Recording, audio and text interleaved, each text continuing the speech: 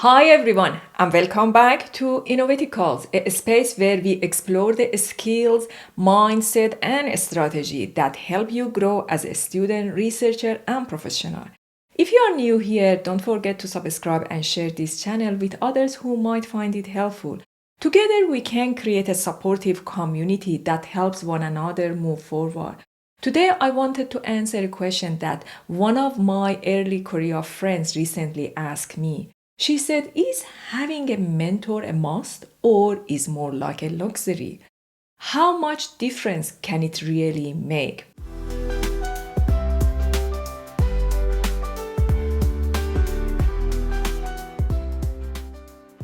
That's such a great question.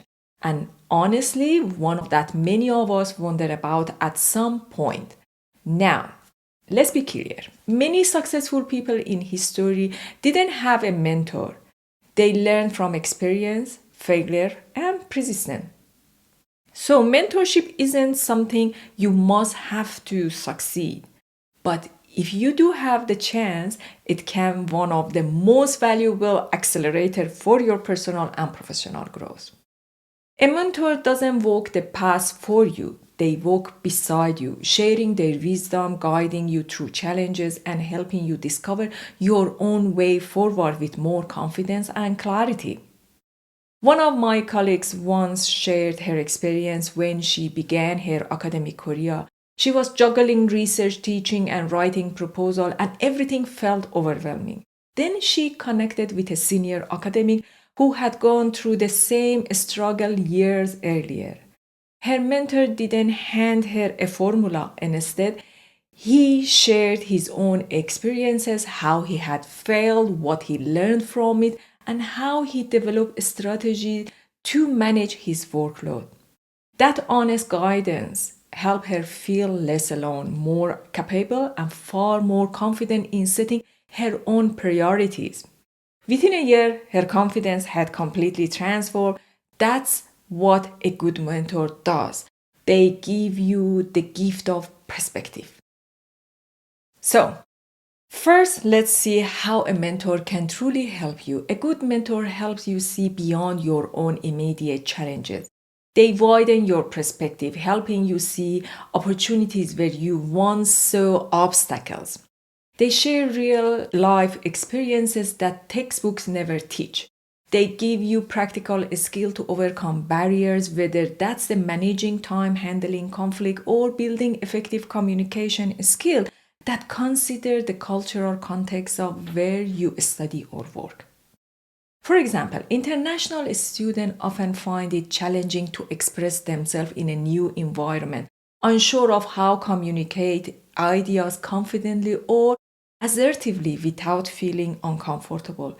A good mentor can help you learn how to adapt, how to read the environment, and how to communicate effectively across different cultures while staying true to yourself. They also connect you with others, colleagues, collaborators, or even opportunities that can open unexpected doors. A mentor becomes a bridge between where you are and where you could be.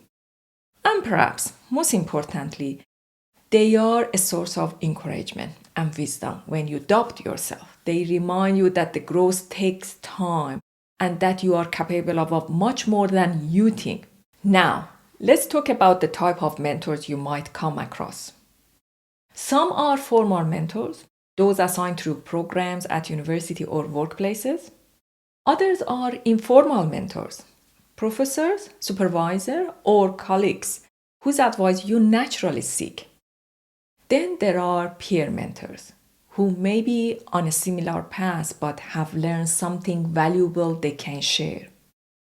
And finally, we have invisible mentors, people whose talks, books, or story influence how we think and grow, even if we never meet them in person. It doesn't matter which kind of mentor you have. What matters is authenticity of the relationship, the trust, respect, and willingness to learn from one another. Next, let's see how to find a mentor. Start by identifying people whose mindset, achievement, or character you truly admire. Write down a few names, people you know, or even those you aspire to connect with.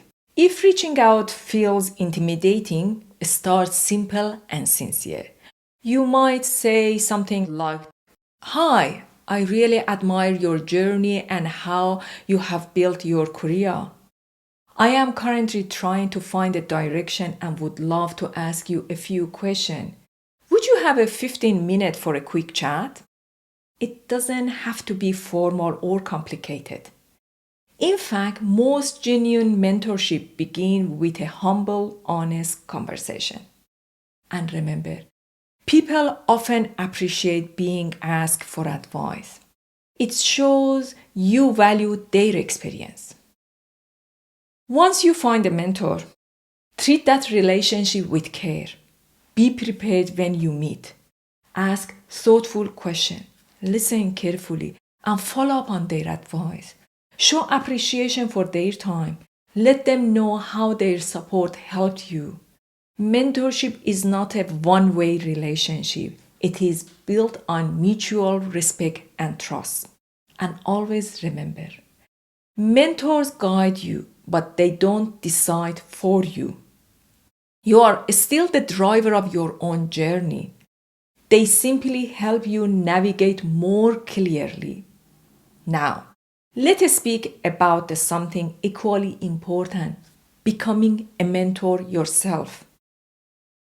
As we have discussed in past episodes, one of the most powerful ways to grow is by helping others grow. Becoming a mentor doesn't require a fancy title or decades of experience. Sometimes you just need to be one or two steps ahead of someone else and willing to share what you have learned. When you mentor others, maybe a younger student, a new researcher, or an early career colleague, you also grow. You learn to see your journey from a higher perspective. You become more patient, more reflective, and more aware of your own progress. Think about it this way. Everything you are receiving from your mentors today, their advice, kindness, encouragement, these are seeds. One day you will pass those seeds to someone else. And that's how mentorship creates a cycle of growth and empowerment. So, becoming a mentor isn't just about giving back. It's also about deepening your own understanding. Every time you share what you have learned, you reinforce your skill, strengthen your confidence, and build the kind of empathy that great leaders are known for. Before we finish, I would like to leave you with two reflections. Who are the three people you would like to learn from? And what would you ask if you had one conversation with them?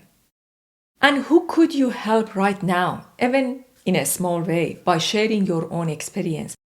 Because mentorship isn't about hierarchy, it's about connection. It's about learning and growing together. Thank you so much for watching this episode of Innovaticalls. If you find it inspiring, please share it with others, maybe a classmate, colleagues, or a friend who could use some encouragement. I would also love to hear your thoughts in the comments. Have you ever had a mentor who have changed the way you think? Or are you mentoring someone right now?